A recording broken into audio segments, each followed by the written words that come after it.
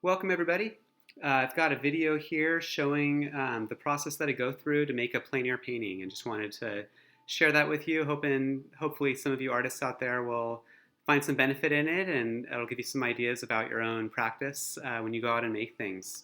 I went up to Elings Park, which is a beautiful place, and I'm going to walk you through basically the steps that I make when I make the painting. So the first stage that I go through is making some value sketches.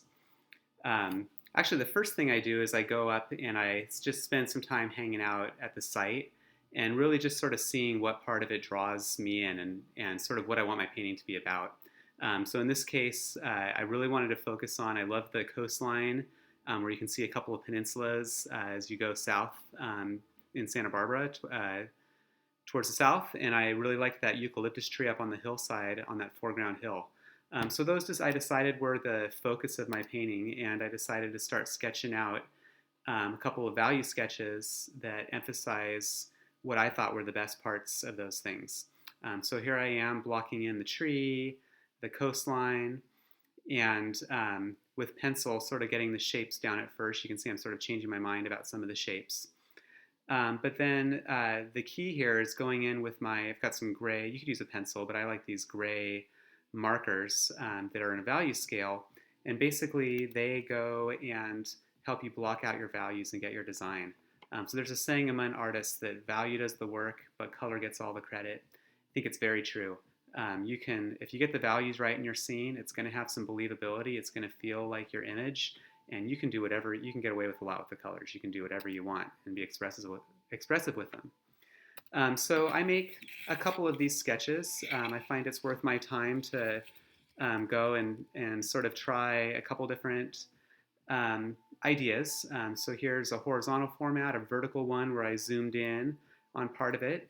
I ended up deciding on that bottom one because I felt like it had some of the aspects from both the previous sketches that I liked the most.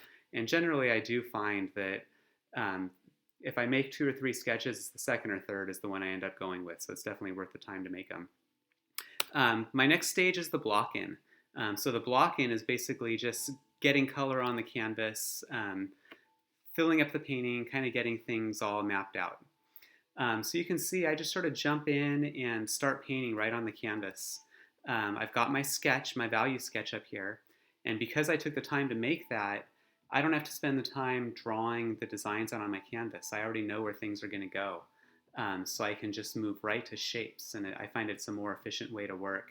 I can think more like a painter than a drawer as I go and do this stage and sort of start mapping things out. So mostly I'm thinking about value. I'm going along, and I started with my darkest values, and I like to work dark to light. As I go along, I'm sort of doing my middle values right now. I try and modify the colors a little bit. If you notice, things are getting slightly bluer as they recede into the distance, and as they come towards us, the colors are a little bit warmer. And I'm thinking about the shapes. I'm trying not to repeat the same angles. I'm trying to keep things a little bit asymmetrical, have every shape be unique and have character. And I find that really helps the design and helps things feel really cohesive and really aesthetic. It makes your eyes want to keep looking. I'm moving into my lightest values, so there's lots of white in these colors now. And same thing, just going in and trying to vary the colors, keep the shapes interesting. I wash my brush a lot, especially as I change from dark shapes to light shapes, so that my colors stay pure and nice and clean and vibrant. So getting some of those turquoise shades in the water.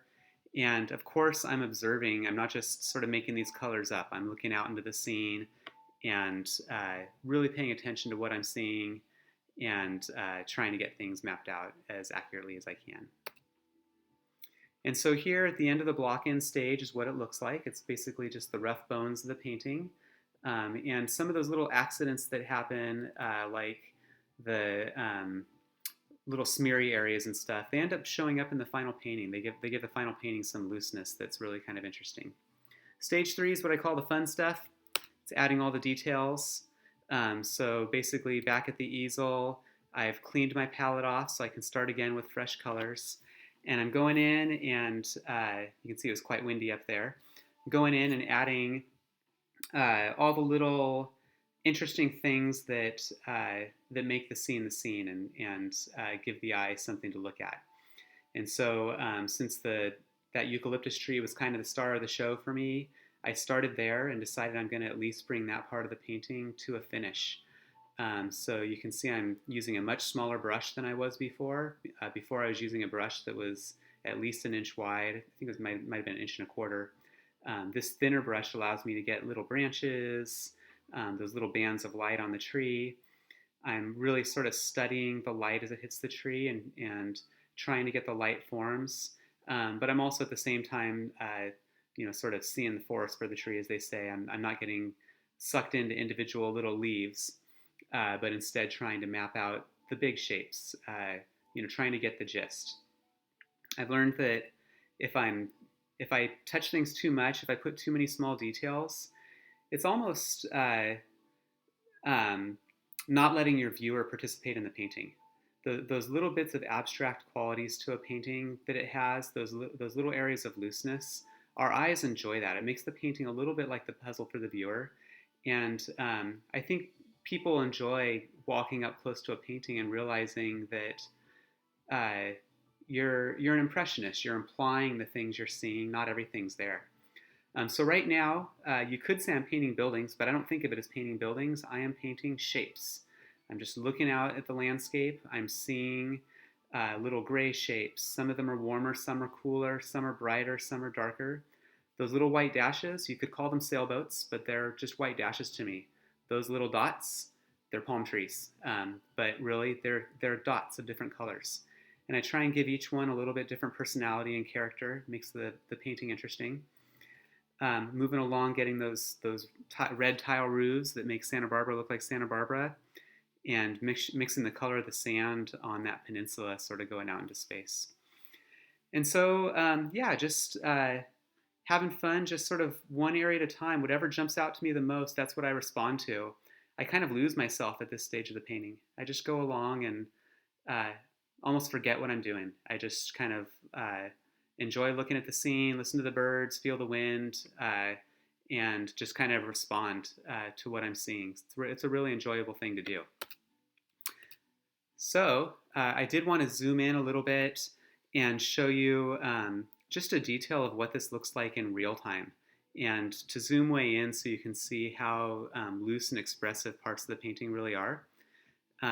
Paint has a beautiful texture to it.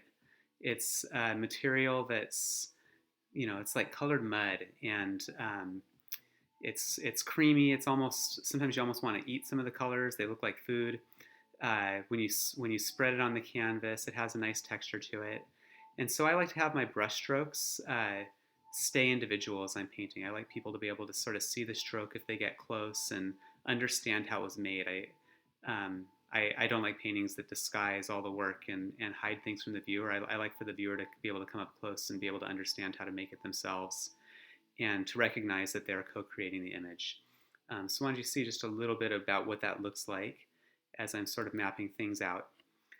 So basically, here was the, after stage 2, the block in, and this is after the next stage where the details are added. And I always, I leave a painting site with a little bit of tired eyes. The paintings are never done until I get back to the studio, look at it the next day, and I need to sign this one still and add some final details, maybe some real small little elements that kind of give it some richness. Thank you for watching. Hope it was useful to you, and hope you get out there and enjoy painting. Thanks.